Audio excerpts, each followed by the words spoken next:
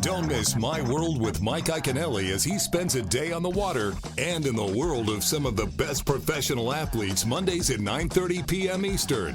Waypoint TV. Tune into the newest season of Hunt Club with Philip Culpepper on Waypoint TV. Experience the highs, lows, and extreme fun of hunting the southern turkey woods. Every Wednesday at 8 p.m. Eastern, exclusively on Waypoint TV. When you start talking about feminine hygiene, they turn beet red and cannot get away from you fast enough.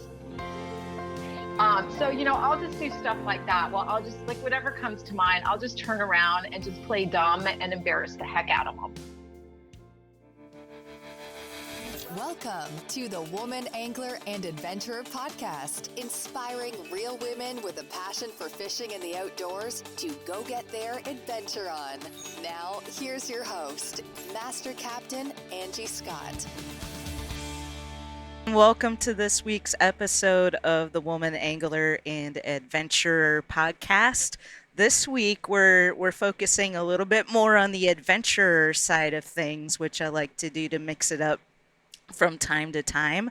And I have a special guest with me this week, Alison Watta. Alison, welcome to the show.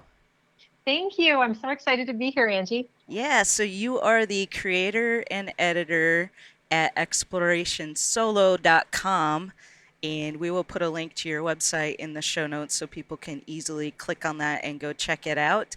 But you do a lot of backpacking, and that's really a topic I haven't covered much on the show, so I'm excited to have you on to talk about that. And you're based in North Carolina, so let's kind of jump into it. At first, I always like to just let my guests give a little background on themselves and kind of how you got into the outdoors and why you're passionate about it, if you wouldn't mind starting there. Absolutely. Awesome. Yeah. So I, this is going to sound really pathetic, but I was on a trip to Antarctica of all places. So I had this dream of being like one of those international travel bloggers. So I was in Antarctica and you're on a boat, and on the way back, I'm hearing these guides tell all of these amazing stories of what they've done. And I'm just sitting there and I'm just like, okay, so what have I done with my life? I mean, I'm just sitting here eating a cookie. And I felt really, I got the sense that I really wasn't living my life. And inspired by all of their stories about being in the outdoors and doing all of these great things, I thought I really want to get out and explore more. And camping seemed like a good place to start. When I got back home, I found an intro to backpacking course, and so I signed up for that.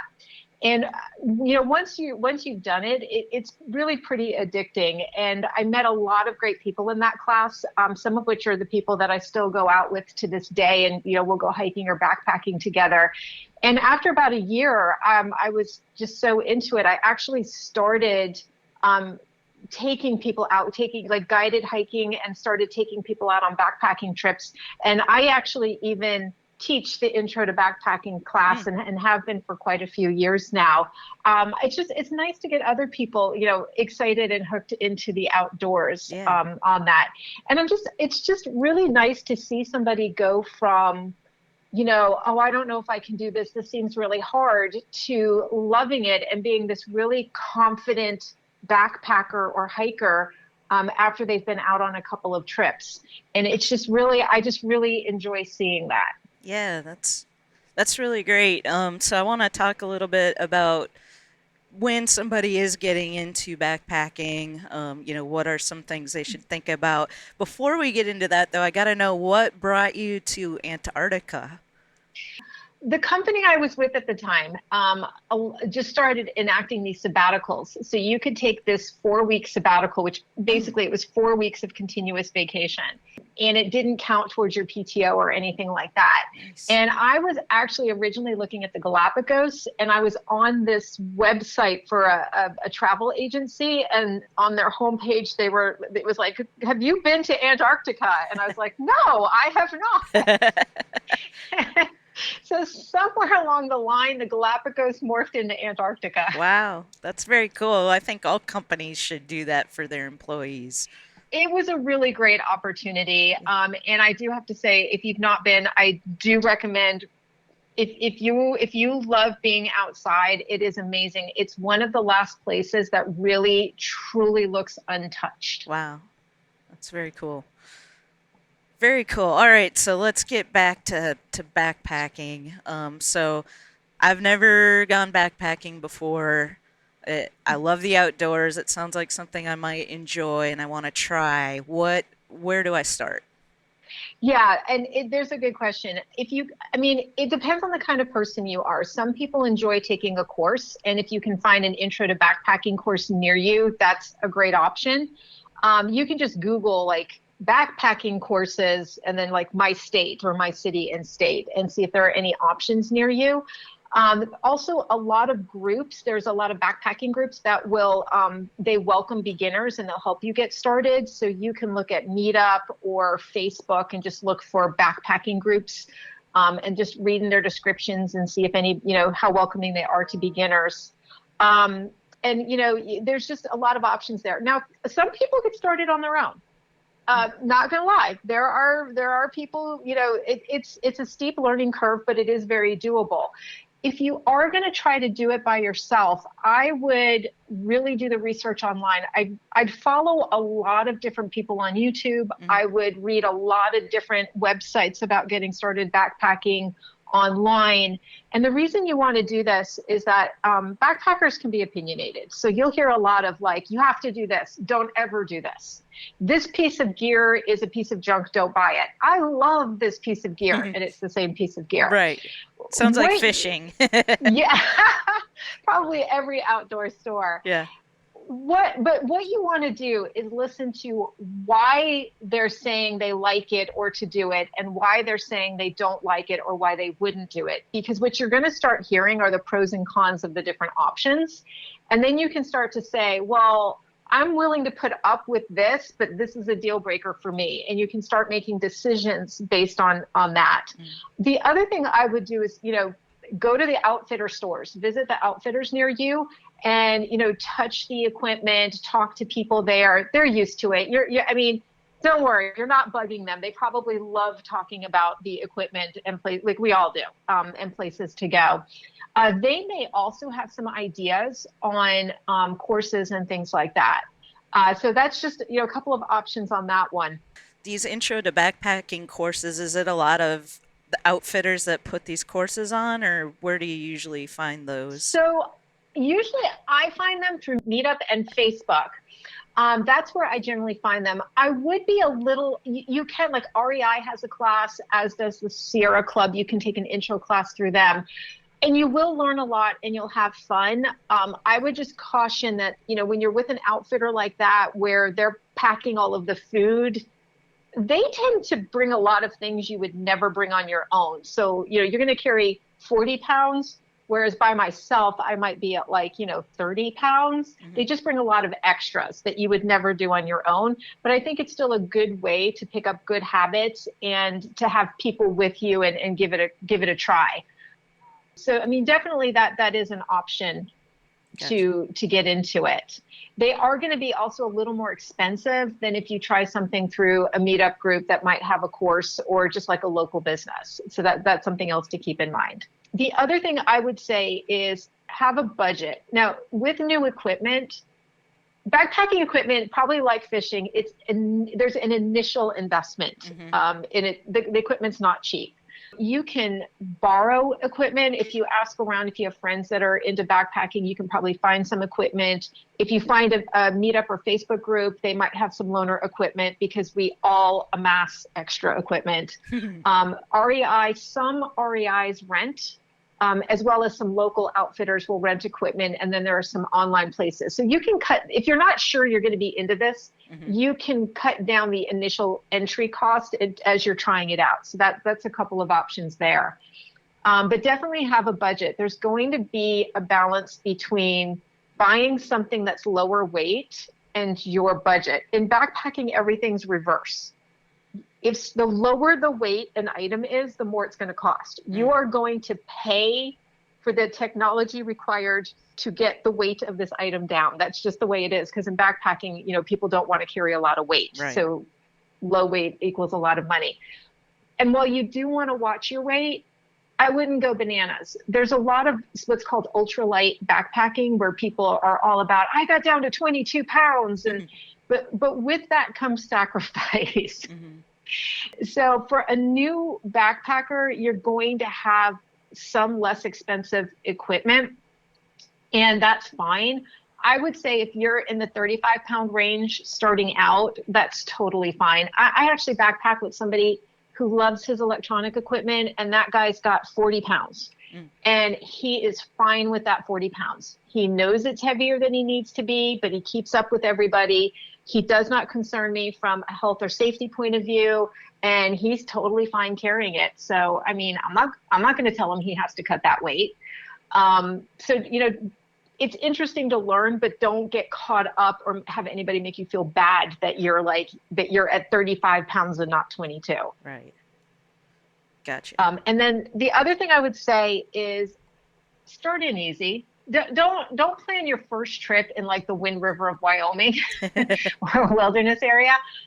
Go to a state park, maybe just try out an overnight there. Some state parks have the car camping, but others actually have primitive sites.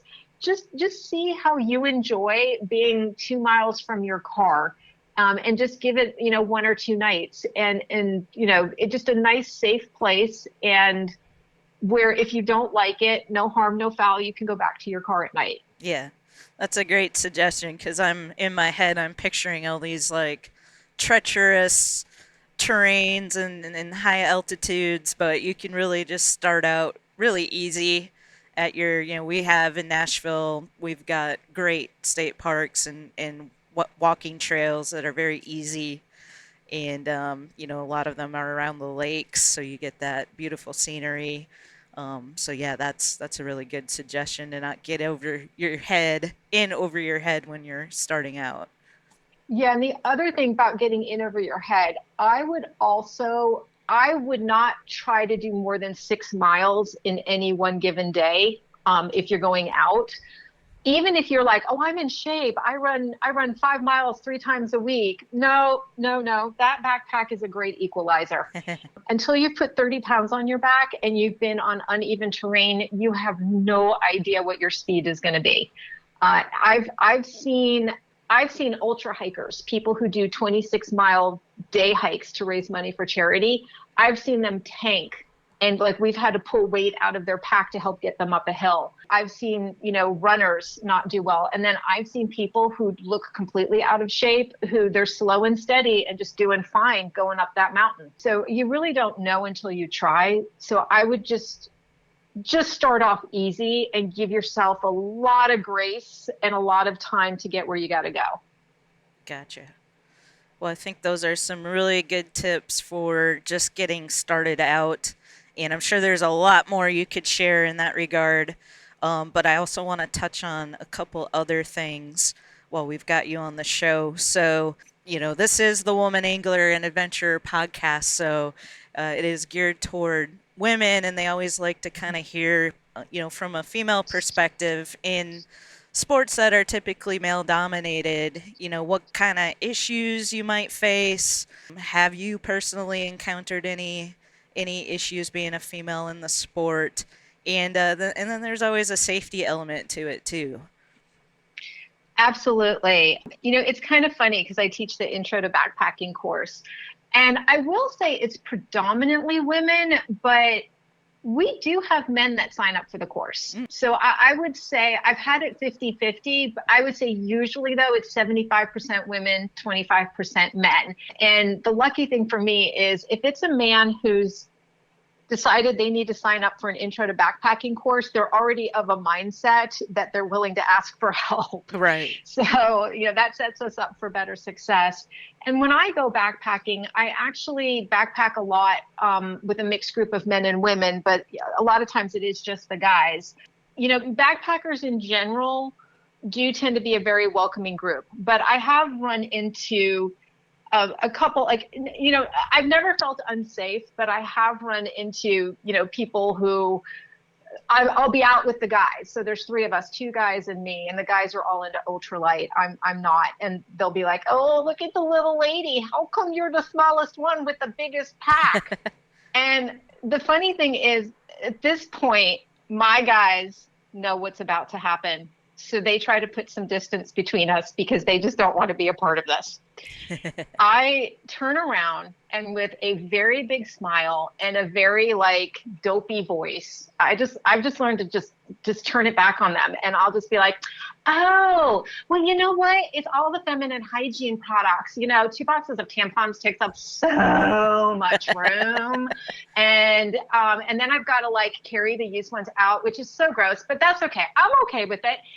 But I don't mind. The guys don't mind either. And usually people who are going to make a comment like that, when you start talking about feminine hygiene, they turn beet red and cannot get away from you fast enough.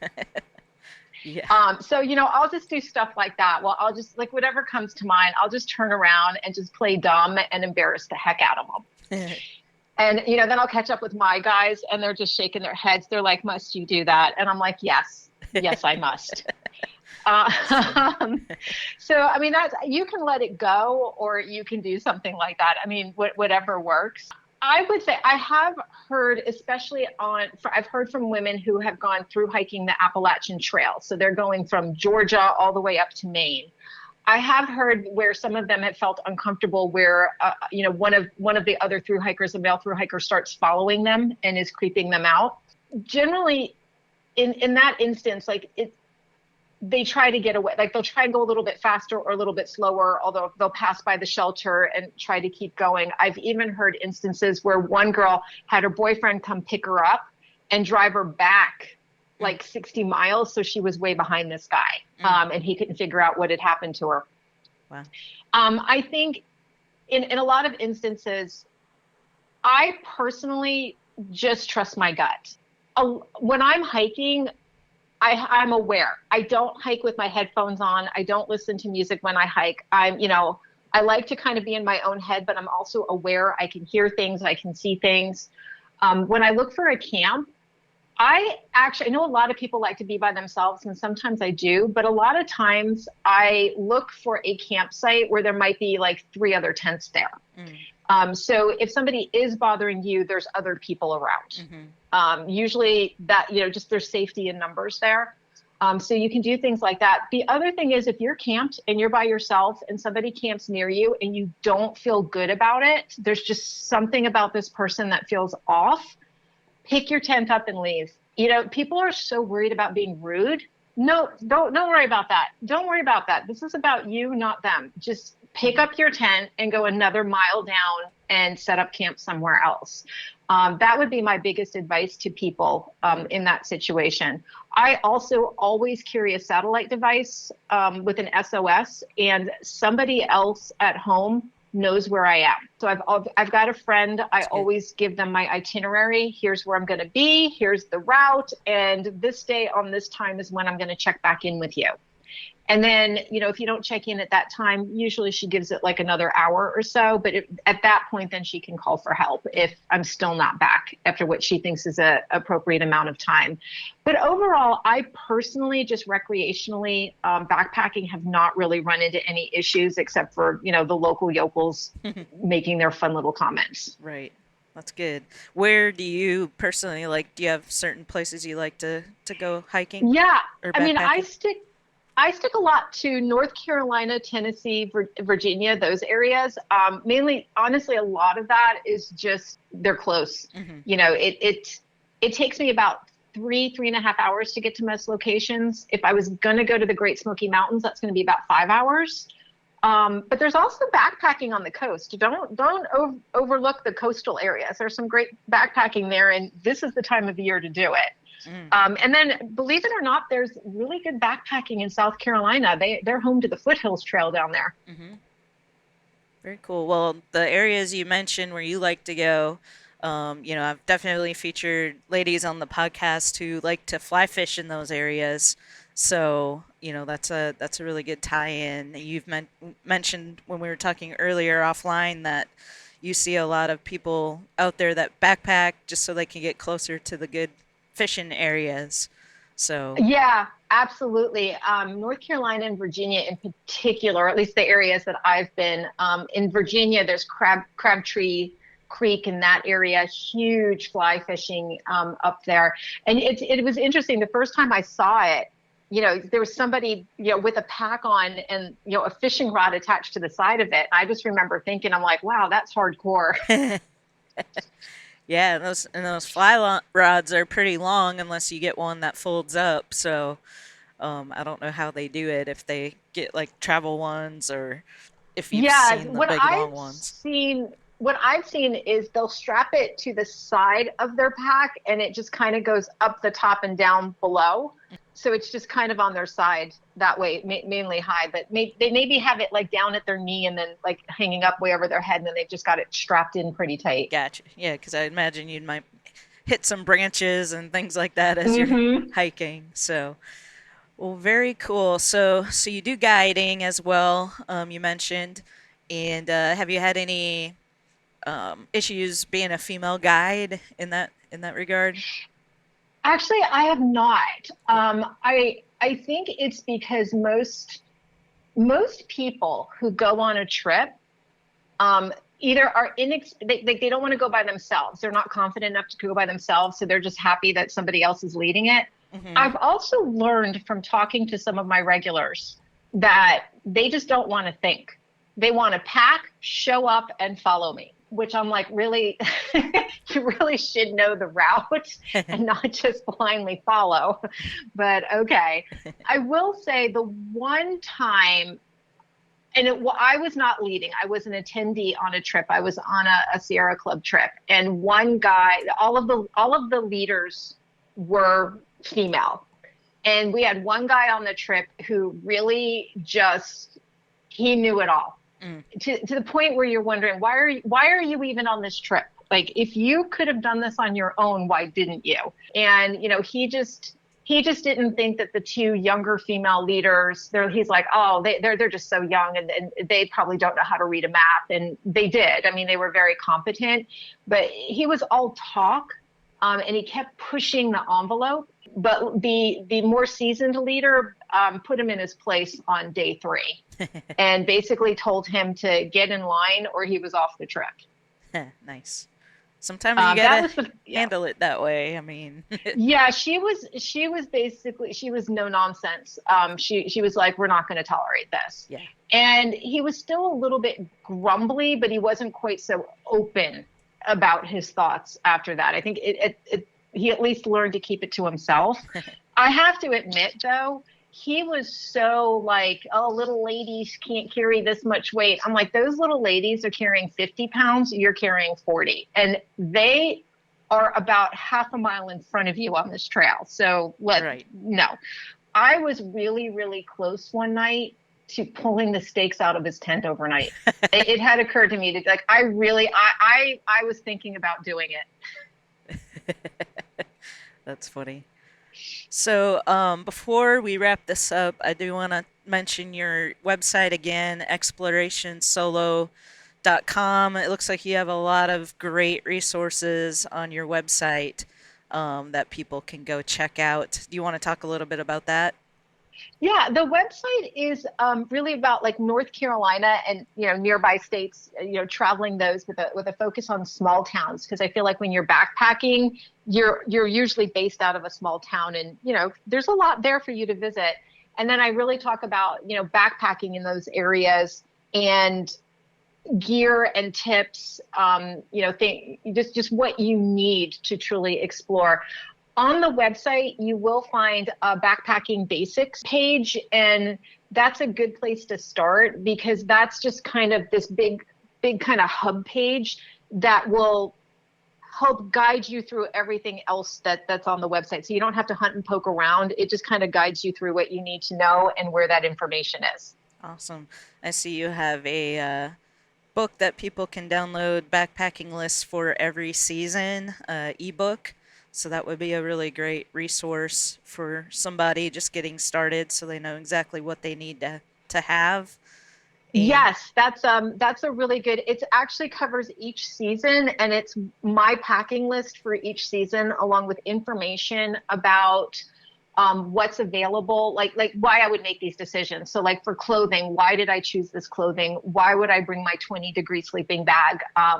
Just some information along those lines. I also, if you're on the website, you'll see an option to subscribe. And once you subscribe, I do have resources for subscribers, including my warm weather packing list. So if you'd like to kind of see what you're getting into before you buy the book, you can definitely do that. Great. Awesome. You got anything coming up that you want to mention, or any exciting trips or backpacking trips? So I think the next big trip I'm going to do, and I'm pretty excited, there's well, if you don't live in this area, you may not be familiar with it, but there's an area called Pathertown Wilderness out here, and it's one of the areas that's eluded me, and I haven't been there. So I'm going to be heading out there in a couple of months to just kind of explore that area and see what's out there. It's just going to be this new place for me to go. Great. Awesome. Well, I know you're on Instagram and Facebook. Is that the best places for people to follow your adventures? Absolutely. Instagram and Facebook are both good places to follow, and feel free to shoot me a DM or email me, Alison at explorationsolo.com. I'm one of those people that I have to reply to emails and things. I can't just leave them. Well, that's great. Well, I really appreciate you coming on the show to talk about backpacking. Very, very informative. Hopefully we've inspired some people who haven't tried it to give it a try, and it might just be something that you become super passionate about like you have. And thank you for being available for people if they do have any questions to reach out. Really, really appreciate that. Well, thanks for having me. This has been so much fun, and I hope some people who are on the fence do decide to give it a go. Just to let you guys know, I started in my 40s, my mid-40s, so anybody can do this. Please don't think that it's passed you by. Yeah. Wow, that's awesome. Well, thank you so much. I really enjoyed it. Thanks, Angie.